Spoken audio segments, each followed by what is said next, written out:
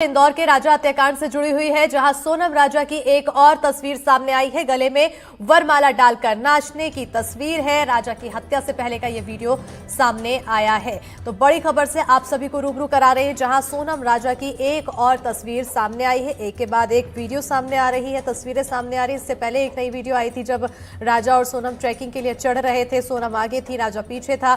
और वहीं अब एक और नई तस्वीर सामने आई है, जिसमें सोनम और राजा गले में वरमाला एक दूसरे के डालते हुए और नाचते हुए नजर आते हैं। राजा की हत्या से पहले का ये वीडियो बताया जा रहा है, जहां पर दोनों इस वीडियो के दौरान काफी खुश नजर आ रहे हैं। चाहे सोनम का चेहरा देख लो, चाहे राजा का चेहरा देख लो। और निहारिका इसी पर हमारे साथ ज्यादा जानकारी के साथ जुड़ी हुई है। सहयोगी अजय भी हमारे साथ सीधा जुड़ेंगे। सबसे पहले निहारिका, क्योंकि तस्वीरें हम लगातार दिखा रहे हैं, मुस्कुराते हुए दोनों नजर आ रहे हैं, लेकिन इस मुस्कुराहट के पीछे कौन जानता था कि बड़ी घटना जुड़ी है। अजय हमारे सहयोगी जुड़े हुए, सीधा रुख करेंगे सहयोगी के। और अजय, यही सवाल आपसे भी। तस्वीरें लगातार हम अपने दर्शकों को दिखा रहे हैं, मुस्कुराती हुई सोनम नजर आ रही है, लेकिन ये मुस्कान काफी ज्यादा खतरनाक साबित हुई।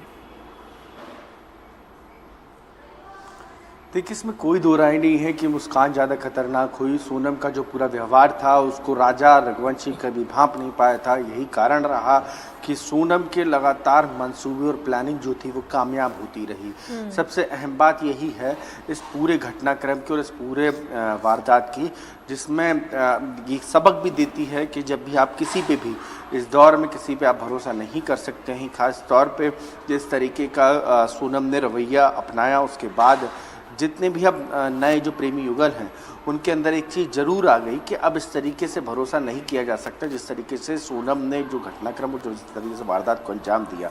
लगातार जिस तरीके की तस्वीरें अब सामने आ रही हैं निकल कर, वो ये बताने के लिए काफ़ी है कि सोनम कहीं भी तस्वीरों में एक भी जगह नाखुश नहीं दिखाई देती है। किसी वीडियो में वो नाखुश नहीं दिखाई देती है। हर जगह राजा को उसने अपने कॉन्फिडेंस में इतना ले चुकी थी कि राजा इस पूरे मामले पे डाउट ही नहीं कर सकता था।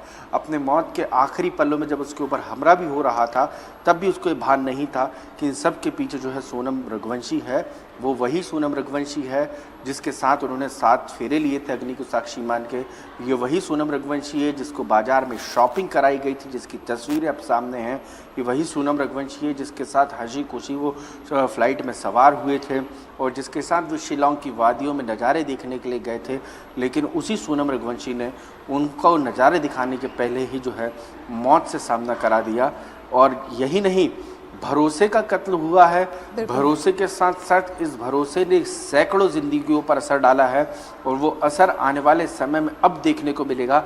लेकिन अभी हाल जो नई तस्वीरें निकलकर सामने आ रही हैं उनको देखकर कतई अंदाज़ा नहीं लगाया जा सकता है कि सोनम ही इस पूरे मामले की मास्टरमाइंड है।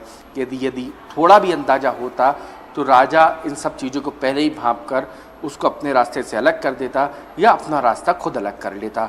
लेकिन सवाल ये है कि अभियाल शिलांग की 10 बाई 10 की कोठरी में सोनम बंद है, उस पर सीसीटीवी से निगाह रखी जा रही है। रोजाना की इंटरोगेशन से लेकर पूछताछ हो रही है। आने वाला समय उसका जेल के काल कोठरी में गुजरने वाला है। लेकिन इस पूरी वारदात से सोनम ने कई परिवारों को प्रभावित किया, जिनमें सबसे अहम राजा और अपने साथ जितने गुर्गे उन्होंने रखे थे राजा की हत्या की वारदात को अंजाम देने के लिए, उन तमाम परिवारों की तस्वीरें आप देख लीजिएगा कि हर तरफ से रोने और सबसे ज्यादा प्रभावित यहाँ पर 6 परिवार हुआ जो सोनम से जुड़ा और जो सोनम का साथ देता हुआ नजर आया। और ऐसे में अब इन्वेस्टिगेशन लगातार जारी है। 8 दिन की पुलिस रिमांड में है, मेघालय पुलिस के रिमांड में है। तो ऐसे में जांच अभी फिलहाल कहां तक जारी है, क्योंकि रोज नई जानकारी सामने आ रही है। नेपाल कनेक्शन भी देखने को मिल रहा है, नेपाल जाने के फिराक में थी सोनम।